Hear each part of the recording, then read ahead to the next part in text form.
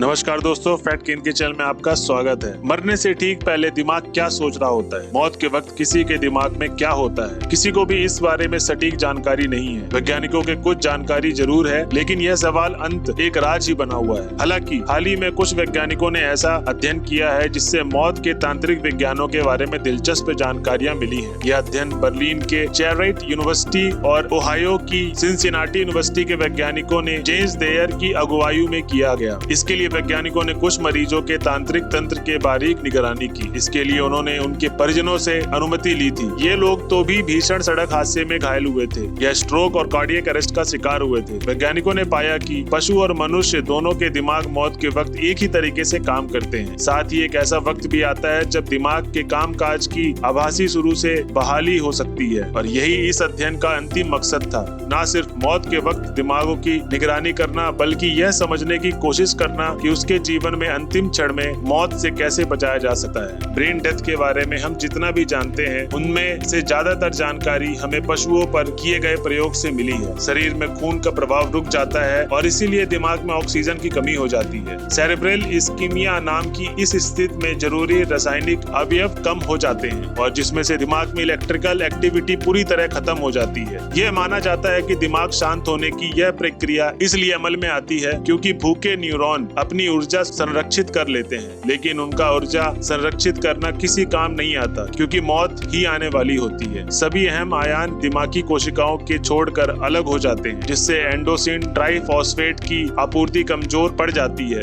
यही वह जटिल जैविक रसायन है जो पूरे शरीर में ऊर्जा का स्टोर करता है और इसके एक जगह से दूसरी जगह ले जाता है। इसके बाद टिश्यू रिकवरी नामुमकिन हो जाता है। लेकिन वैज्ञानिकों की टीम इंसानों के संबंध में इस प्रक्रिया को और गहराई के समझना चाहती थी, इसलिए उन्होंने कुछ मरीजों के दिमाग में न्यूरोलॉजिकल गतिविधियों की निगरानी की। डॉक्टरों की ओर से निर्देश दिए गए थे कि इन मरीजों को इलेक्ट्रोड स्ट्रिप्स आदि के इस्तेमाल से बेहोशी से वापस लाने की कोशिश ना की जाए। वैज्ञानिकों ने पाया कि 9 में से 8 मरीजों के दिमाग की कोशिकाएं मौत को टालने की कोशिश करती रहती हैं। उन्होंने पाया कि दिल की धड़कन रुकने के बाद भी दिमाग की कोशिकाएं और न्यूरॉन काम कर रहे थे। न्यूरॉन काम करने की प्रक्रिया यह होती है कि वह आवेशित आयंस में खुद को भर लेते हैं और अपने वातावरण के बीच विद्युत असंतुलन बनाते हैं। इससे वह छोटे झटके शॉक पैदा करने में सक्षम हो जाते हैं। वैज्ञानिकों के मुताबिक यह विद्युत असंतुलन बनाए रखना एक लगातार किया जाने वाला प्रयास है। इसके लिए ये कोशिकाएं बहुत ही एक खून का इस्तेमाल करती हैं और उससे ऑक्सीजन और रासायनिक ऊर्जा लेती हैं। वैज्ञानिकों के मुताबिक जब शरीर मर जाता है और दिमाग को खून का प्रवाह बंद हो जाता है तो ऑक्सीजन से वंचित न्यूरॉन उन्हें छोड़ दिए जाते हैं, संसाधनों के जमा करने की कोशिश करते हैं। जब शरीर मर जाता है और दिमाग के खून का प्रभाव बंद हो जाता है तो ऑक्सीजन से वंचित न्यूरॉन उन्हें छोड़ दिए गए संसाधनों को जमा करने की कोशिश करते हैं। चूंकि यह धीरे धीरे फैले बिना पूरे मस्तिष्क में एक साथ होता है, इसे डिप्रेशन कहा जाता है। इसके बाद की स्थिति